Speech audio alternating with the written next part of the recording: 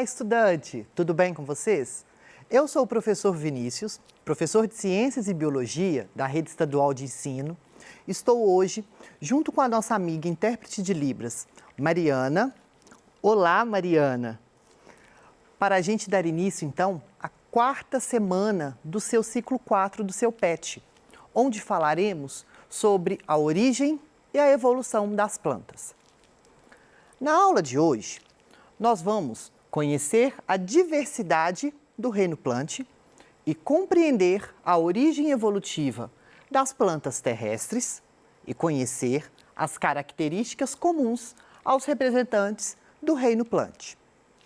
Bom, para a gente então iniciar a nossa aula, nós vamos começar falando um pouco desse histórico, dessa origem das plantas. Particularmente, eu sou muito fã das plantas. Acho elas fantásticas, por serem seres tão complexos e, ao mesmo tempo, tão simples.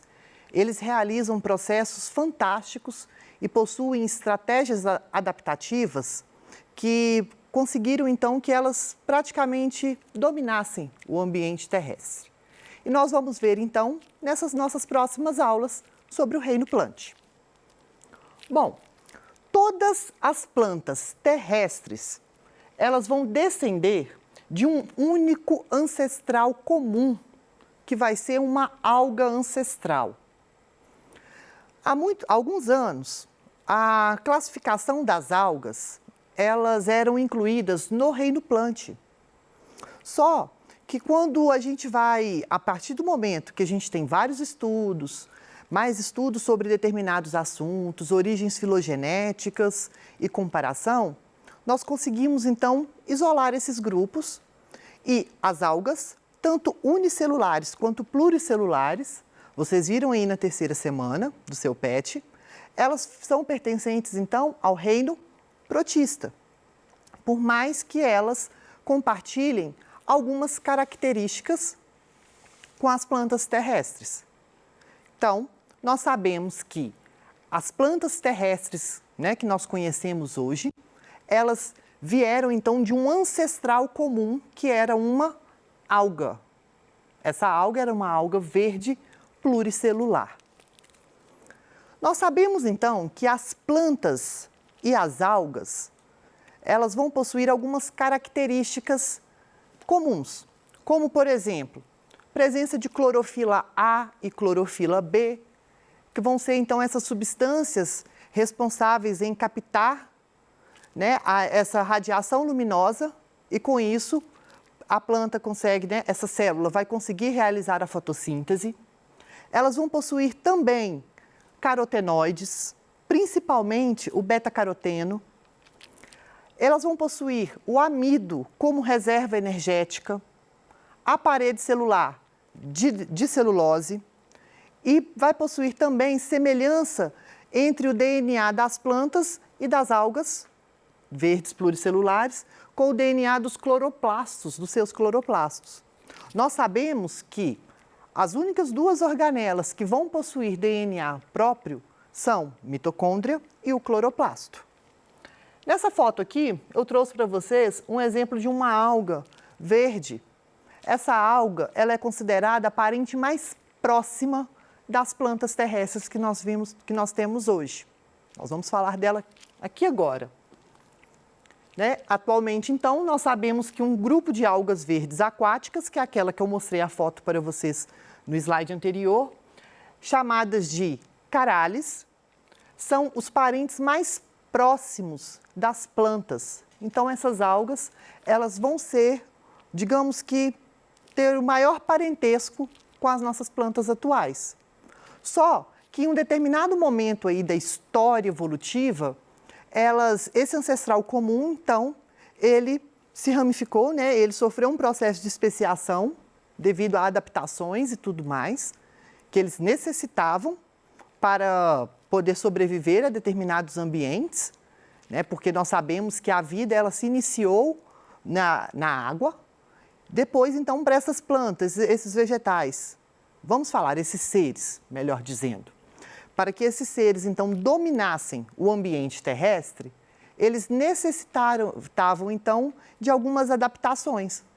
Com isso, chegou a uma etapa, né, dessa história evolutiva, onde esse ancestral comum, essa alga ancestral, ela, então, deu origem a esses dois grupos. Ao grupo que vai dar origem ao reino das plantas e a esse grupo, então, dessas algas, das carales.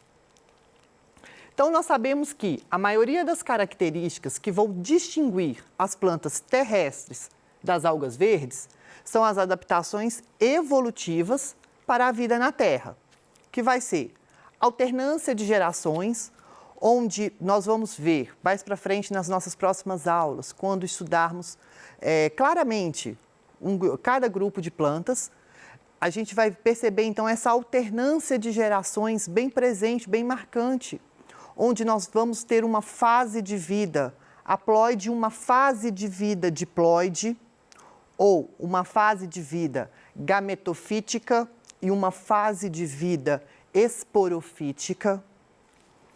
Nós vamos ter então os embriões, eles vão ser dependentes e multicelulares. Então o embrião desses seres, eles serão dependentes então da mãe, o que a gente chama de matrotrofia. Repetem comigo.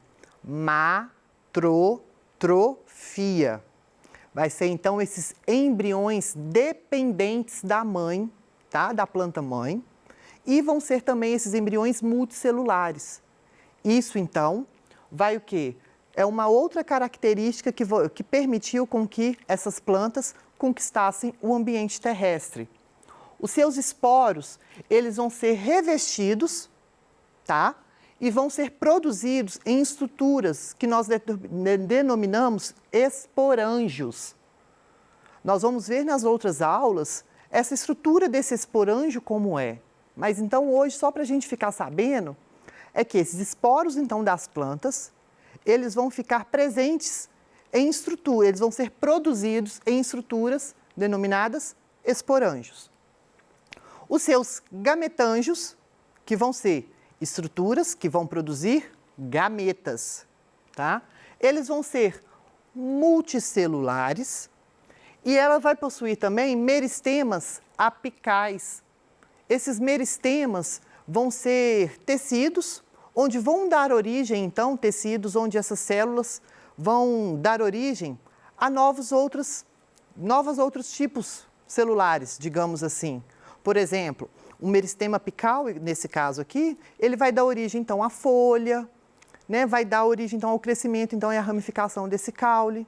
É como se fosse as nossas células troncos, que as plantas também vão ter células totipotentes, né, que vão possuir essa capacidade de diferenciação celular. Então, elas vão possuir esses meristemas apicais. Essas daqui, então, são algumas características que fazem com que as plantas terrestres, elas vão se diferenciar desse grupo de algas verdes pluricelulares. Vamos lá.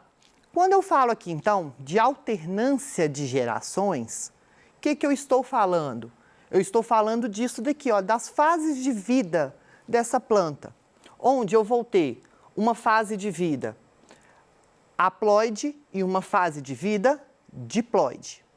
Quando eu falo, então, que essa fase de vida, ela vai ser haploide, fase de vida gametofítica, que irá produzir gametas, vai ser essa daqui representada em amarelo. Reparem que, olha, nesse primeiro grupo aqui, a fase é maior, a fase gametofítica ela vai ser maior e depois ela vai diminuindo o período com que ela vai se permanecer nessa planta. Enquanto a fase esporofítica, ela vai aumentando. Então, isso daqui significa a alternância de gerações. Nas próximas aulas a gente vai entender melhor um pouco sobre isso. Então, hoje nós vamos só falar, então, de como surgiu esse grupo tão belo e tão maravilhoso que é o grupo das plantas. Bom, quais são, então, Vinícius, as características gerais do reino planta?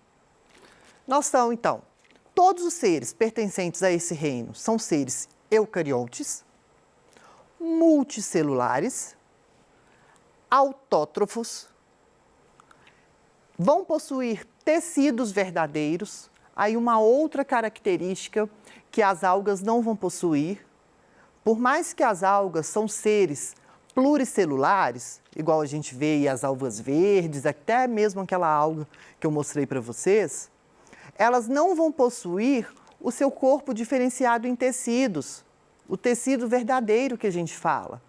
Elas vão ser simplesmente consideradas como talófitas.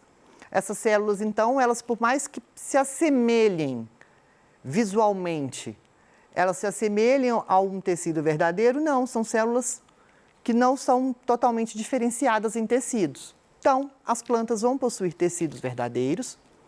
Quando eu falo em matrotrofia, novamente, eu já expliquei o que é matrotrofia, que é uma característica exclusiva do reino plant, e elas vão possuir, então, amido como substância de reserva energética. Lembram-se que nós, animais, os fungos, vão possuir como substância de reserva energética o glicogênio. As plantas vão possuir o quê? O amido. Se aqui, então, a gente pegar essa árvore filogenética, então, acompanhar essa filogenia dessas plantas, a gente sabe, então, que nós temos aqui, ó, um ancestral comum, onde deu origem, o que a gente fala que são a origem dos cloroplastos, tá? Por endossimbiose primária. Essa endossimbiose, vocês já viram lá no primeiro ano, quando a gente fala na teoria da endossimbiose sequencial, onde uma bactéria autótrofa, ela foi englobada por uma célula heterótrofa e eucarionte, e por isso, então, deu origem a um cloroplasto. Feito isso, originou aqui, ó, algas vermelhas, algas verdes. A partir desse ponto, então, surgiu o quê? O embrião retido no gametângio, ou seja, ao embrião multicelular totalmente dependente do corpo da planta-mãe. Diferenciou-se aqui, então, nas primeiras plantas, nas briófitas. Depois nós vamos ter aqui, ó, presença dos vasos condutores de seiva, xilema e floema, permitindo, então, que essas plantas adquirissem um porte maior. Outro grupo de plantas, as pteridófitas. Depois, surgimento de semente, gimnospermas. Depois, presença de flores e frutos, angiospermas. Então, são alguns eventos marcantes aqui, então, que permitiram com que as plantas, elas conquistassem o ambiente terrestre. E reparem que esse ponto aqui, então, ó, esse ancestral aqui, a partir desse momento aqui, onde a necessidade de um embrião multicelular e revestido diferenciou-se em um novo grupo. Tranquilo? Vamos lá, então. Diversidade das plantas. Falei, então, das características. Vamos ver aqui agora esse grupo, os grupos das plantas, como a gente vai estudar separadamente. Nós temos aqui o primeiro grupo, que são as briófitas, que são plantas avasculares, são os musgos, são plantas bem pequenininhas, são plantas simples, tá? Elas não vão possuir tecidos de condução, elas vão necessitar da água para a reprodução, porque o grão de pólen ainda não é uma estrutura presente nesse grupo. Depois nós vamos ter as pteridófitas, as nossas primeiras plantas vasculares. Então, a partir desse grupo, ocorre o surgimento da presença de vasos condutores de seiva, permitindo, então, com que essas plantas adquiram um maior porte. Samambaia, que provavelmente você deve conhecer ou deve ter na sua casa. Mas, mesmo assim, elas necessitam ainda da água para a reprodução. Então, com o surgimento do grão de pólen, da semente, nós temos as gimnospermas, que são pinheiro, araucária, que são plantas onde as sementes delas, elas não vão ser revestidas por um fruto, daí o nome, gimnosperma, sementes nuas, tá? E até então, nós vamos ter o quê? O fruto e a flor, onde nós vamos ter as angiospermas, que são essas plantas que nós vamos ver aí que vão ter flor e fruto. Bom, para a gente guardar isso, tem uma amiga minha, professora Marisa Moreira de Araújo, ela trabalhou comigo na Escola Estadual Pedro II, e quando a gente dividia a aula em laboratório e tudo mais, ela fez uma musiquinha muito interessante para a gente guardar essas características aqui, esses grupos vegetais. Vou cantar, ela é cantora, eu não sou cantor, vou cantar aqui para vocês, acompanhem comigo para a gente entender um pouco e conseguir guardar e assemelhar essas características desses grupos vegetais. Tranquilo? Quem aí já ouviu aquela música do Alceu Valença, daquela Morena Tropicana? Morena Tropicana, eu quero seu sabor. Então, vai ser nesse ritmo que vai ser. Então, começa assim. Lança semente, brota flor e fruto. Angiosperma pode dominar a paisagem dessa nossa terra, pois tem vantagem para se adaptar. A flor é órgão para a reprodução, possui beleza e doce néctar também. Atrai insetos que passeiam pela antera, trazendo o grão de pólen para a fecundação. Atrai insetos que passeiam pela antera, trazendo o grão de pólen para a fecundação.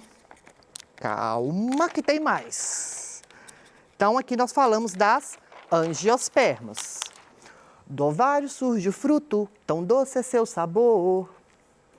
Oi, oi, oi, oi, lá dentro tem semente, quem lança é dispersor.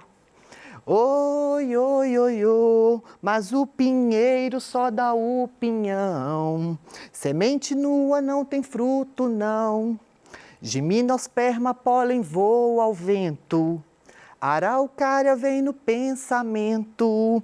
E a samambaia, tão bela de se ver, possui beleza. E a samambaia, tão bela de se ver, pteridófita, não posso esquecer. E o verde musgo, verde relva pelo chão, são dependentes da água para a reprodução. E o verde musgo, verde relva pelo chão, são dependentes da água para a reprodução. Olha só, então aqui a gente falou as principais características envolvendo esses grupos vegetais. Então, quando a gente fala dessas vantagens, o que isso trouxe de bom para o reino planta? Quando eu falo na fecundação interna, por mais que alguns indivíduos são ainda necessitantes da água para a reprodução, eles vão ter a fecundação interna dentro do corpo da planta. Vai que reduzir o número de gametas e eu vou ter então uma maior chance para a reprodução. Quando eu falo dos vasos condutores, essas plantas, então, elas vão possuir o que? Um maior porte, elas vão conseguir ter um maior porte. A semente, ela vai dar o quê? Proteção ao embrião, vai nutrir esse embrião e também é um método de dispersão desse embrião, igual a gente vai ver. Quando eu falo do grão de pólen, o grão de pólen, ele vai, além de reduzir o número de gametas, né, que a planta não vai precisar de gastar energia para fazer mais gametas, vai o quê? Ter a independência da água para a reprodução. E com isso, permite então a polinização cruzada, ter então uma variabilidade genética. Quando eu falo a flor, tanto a flor quanto o fruto, elas vão ser órgãos então que vão atrair seres, tá? Por suas cores, cheiros, gostos, tudo mais, no caso da flor, para a dispersão, né, do grão de pólen e no caso do fruto, para a dispersão da semente. A flor atrai polinizador e o fruto atrai dispersor. Bom, tem alguns conceitos aqui, nossa aula chegou ao fim, mas tem alguns conceitos que eu vou deixar aqui para vocês, que eu vou retomar então na próxima aula, para a gente iniciar esses grupos das plantas. E deixo aqui também a clássica questão do Enem, sobre essa origem evolutiva das plantas. Tem alguma dúvida? Mande para a gente aqui no Tira Dúvida, que eu vou responder ao vivo para vocês. Até mais!